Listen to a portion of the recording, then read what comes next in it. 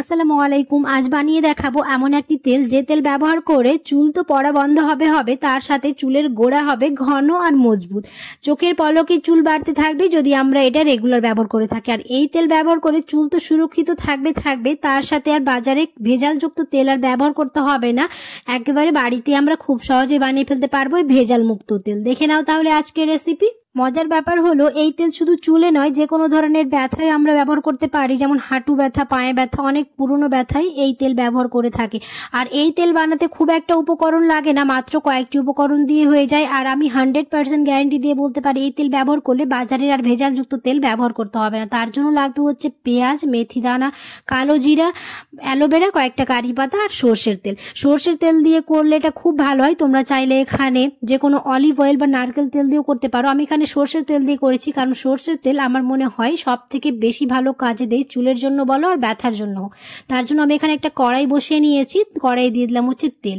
তো আমি এখানে 1 কাপ তেল নিয়েছি, তোমরা যে যতটা পরিমাণ করবে সেই অনুযায়ী তেল দিয়ে দেবে। 1 কাপ তেল আমি মেপে রেখেছিলাম, ওটাই দিয়ে দিলাম। আর দিয়ে দিলাম হচ্ছে 1 চা চামচ কালো জিরা, 1 চা চামচ মেথি দানা। 1 কাপ তেলের জন্য এতটুকুই লাগবে। যদি তোমরা এখানে তেল বেশি করে করতে চাও তাহলে এখানে ডবল দিয়ে দিতে পারো। তো আমি এখানে 1 কাপের জন্য 1 চা চামচ করে দিয়েছি। এবার খুব ভালো করে ফুটিয়ে নেব। আর সর্ষের তেল তাই একটুখানি ফেনা হয়ে আসবে, ফেনাটা যখন হালকা চলে যাবে তখন ওর মধ্যে এবার অ্যাড করে দিলাম হচ্ছে পেঁয়াজ। আমি এখানে পেঁয়াজটাকে কুচি কুচি করে কেটে নিয়েছি, ছোট ছোট করে কেটে আমি দিয়েছি। অ্যালোভেরাটাকেও এরকম ছোট ছোট করে কেটে নিয়েছি। তোমরা চাইলে এগুলোর পেস্ট দিয়ে দিতে পারো। তো আমি এখানে সব কিছুই গোটাই দিয়েছি, পেস্ট আর করিনি। আর দিয়ে দিলাম হচ্ছে কারি পাতা। সব কিছু দেওয়ার পরে এবার খুব ভালো করে 10 থেকে 15 মিনিট গ্যাসের ফ্লেমটাকে মিডিয়াম করে ফুটিয়ে নেব, তাহলে যাতে তেলের সাথে খুব ভালোভাবে সবকিছু মিশে যায়। আমার মনে হয় 90% মেয়েদেরই এই চুল পড়ার সমস্যা বলো বা খুশকির সমস্যা বলো হয়ে থাকে। এই সমস্যার সমাধানের জন্য আমরা বাড়িতে 10 থেকে 15 মিনিটের মধ্যে এই তেল বানিয়ে ব্যবহার করে নিতে পারবো। তাহলে চুল হবে আমাদের ঘন, সিল্কি আর মজবুত তো হবে, তার সাথে সাথে খুশকি চিরতরে দূর হয়ে যাবে। 10 থেকে 15 মিনিট এরকম যদি আমরা ফুটিয়ে নিই আর সব কিছুর সাথে এরকম ভালো করে মিশিয়ে এরকম নাড়তে থাকি, তাহলে তেলের কালারটাও চেঞ্জ হয়ে আসবে। মানে আমাদের তেলটা খুব ভালোভাবে রেডি হয়ে গেছে। এবার একটুখানি ঠান্ডা করে এটাকে ছাঁকনিতে ছেঁকে নেব।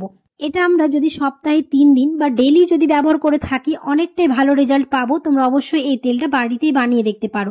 যদি আমার আজকের রেসিপি তোমাদের ভালো লেগে থাকে তাহলে অবশ্যই চ্যানেলটিকে সাবস্ক্রাইব করে দিও, পাশে থাকা বেল আইকনটাকে প্রেস করতে একদমই ভুলো না। আর ফেসবুক থেকে দেখলে অবশ্যই পেজটাকে ফলো করে দিও। আমার মনে হয় এই তেল বানানোটা খুবই সহজ, যে কেউ বানিয়ে ফেলতে পারবে। মাত্র 10 থেকে 15 মিনিট লাগবে। সবকিছু দিয়ে একসাথে ফুটিয়ে নিয়ে ঠান্ডা করে একটা জারের মধ্যে যদি আমরা রেখে দিই তাহলে এটা 3 থেকে 4 মাস ব্যবহার করে নিতে পারবো। আর একসাথে অনেকগুলো করে নিলে অনেক দিন আর করতে হবে না। তো আমার মনে হয় খুবই সহজ এই রেসিপিটা।